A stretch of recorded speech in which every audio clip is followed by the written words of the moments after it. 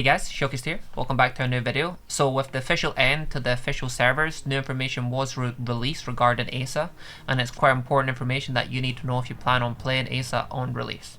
Alright, so if we have a look at the community crunch information, which I shall include a link for in the description below. It says when is it launching.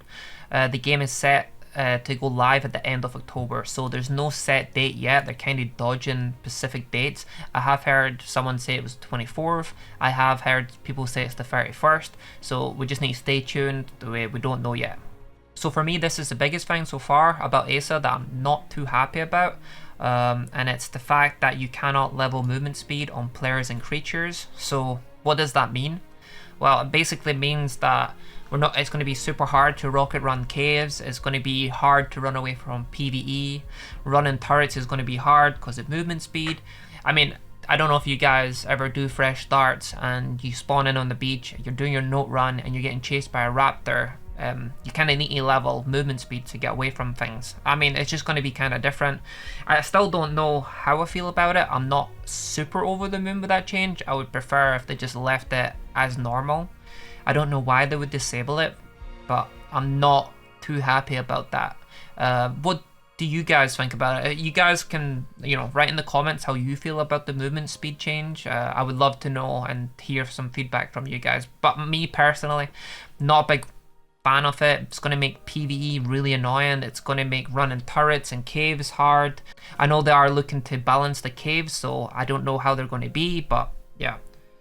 Not too happy about that change. I don't know why they would do that randomly, especially for the PvP players. I don't know what PvP player would request that. It's a very weird change, to be honest.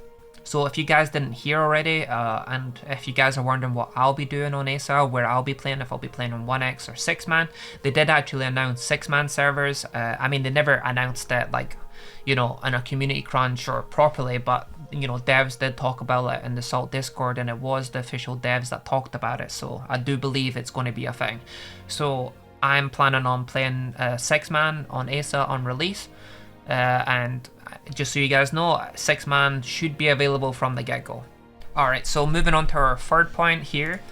This for me is another big thing that I'm not that psyched about, especially just because of how the game is. But anyways, going into it, so it says generally we intend to release the content based on the map it launched with. It doesn't matter when it launched. For example, Rasp will be available on day 1, and the Rhino Ganfa, which is basically the big flying creature that can also pick up teleporters, move vaults, pick up transmitters, pick up generators, can pick players like a griffin. It's quite tanky, very strong. It's definitely going to completely change the island.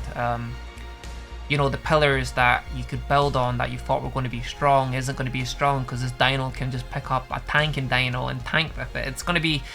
This dino is definitely going to change things. I'm not super familiar with it, to be honest. Like, even with the changes, like even with me playing a lot unofficial, I don't really use it a lot or come across it too much.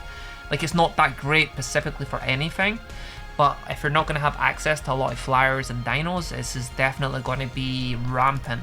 People are going to be definitely running around on these, picking up your Udis, picking up your Stegos, picking up your dinos. This is going to be a really good dino to get early on and definitely work on. I'm not a super fan of this dino. I wish they would have left it out, especially considering the tech creatures variants and Cryopods will not be available as well. So I just kind of want to talk about the tech creature variants. Like, so there isn't going to be any tech dinos from the get-go. Forget the whole Cryopod thing, that's another conversation. But the tech Stegos, so they're not going to be available. The tech Rex is not going to be available, so getting good HP on those is going to be super hard.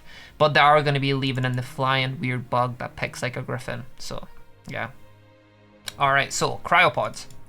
They're definitely not going to be in the game. How do you guys feel about this? Well, for me, I personally like it. It's going to make caves a lot less strong, because you're not going to easily be able to bring your dinos into the cave. Also makes raiding caves a little bit harder, I guess, which is going to be interesting as well.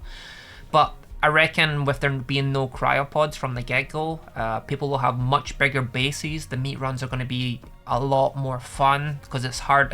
It's harder to protect all your dinos, so it's going to make things a lot more interesting. I really do like this change, and I'm glad it's not going to be available because, you know, the reason cryopods were brought into the game was to fix server performance because dinos cause so much lag. But with the new Unreal Engine 5, they don't need that. So now cryopods won't be available from the get-go, and I'm super happy with that. But yeah, feel free to leave your comment below and let me know how you guys feel about that. So they do talk about some cave changes here. It says we have done a hard pass on caves with some balance adjustments to choke points and improvements and the cave's initial appearance. So for me, when they say we have done a pass on caves, it makes it sound like they skipped it, but by the sounds of it, they did some stuff on caves just slightly and adjusted choke points and improved the cave's internal appearance. So I think this is quite good. I think it was needed. I mean, Ice Cave, you know, if anyone gets that from the get-go, it's very, very, very, very, very hard to raid early game, especially with dinosaurs we're going to have access to. So if that is changed, it's going to make things pretty good, and I'm happy to see that change here. They also talk about breeding. Now, they do bring breeding up, but by the sounds of it, they haven't really changed anything on it. So what they're doing is they haven't touched the 2020 mutations, and see, it says we have not fixed getting more than 20 mutations, but they have removed the 255 cap. So that's pretty interesting, but because they go on to say that they are going to leave the official cap at 255, but if you're on like an unofficial server, you can kind of change that yourself, which is kind of interesting. So if we have a look at the overhaul building, we knew this was going to be a thing. If we have a look at the last patch notes that we had, the new overhaul building is new structures, display cases, smaller tech teleporters, building PCs, and major building systems overhaul. So that's going to be super, super interesting. I'm actually super hyped to see this. Smaller teleporters, because teleporters were always a complete and utter nightmare. But yeah, I'm actually very excited for that, and I'm looking forward to see what they do. So they do talk about when gameplay is going to be a thing, but they don't say when. They just say, you know, you will be able to see gameplay before we buy anything at the end of October. So there's no specific date on that. And they also address cheaters as well. They also go on to say that there's an anti-cheat. It says an anti-cheat will also work cross-platform, and we intend to create more systems to use in our live operations to battle against the cheaters, which is super exciting to see because, you know, Windows 10 didn't actually have an anti-cheat, so we're coming in with an anti-cheat for console as well. So that's great news. So that's definitely going to make cheating harder on those platforms. Alright, crossplay. So this isn't going to be available from the get-go. I mean, it will for PlayStation and Xbox. They'll be able to play with each other, but not PC. So they should be making that available from December, which means when they do, things should maybe go kind of crazy because transfers will be opened up too as well then. So there might be massive wars around about that time.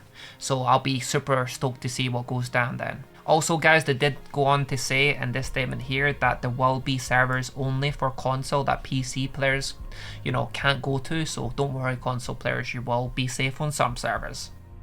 Alright guys, I'm afraid that's it for the video. There will be another video coming out in the next day or two. It's going to be quite exciting. I think it's something different, and it's to do with 6-man and the official servers, and I think you guys are going to really like it. But I don't want to say too much about it because I don't want to spoil it. But yeah, if you guys enjoyed the video, make sure you leave a comment below and let me know what you guys think about the upcoming ASA and all the information that was released, what you're excited about coming.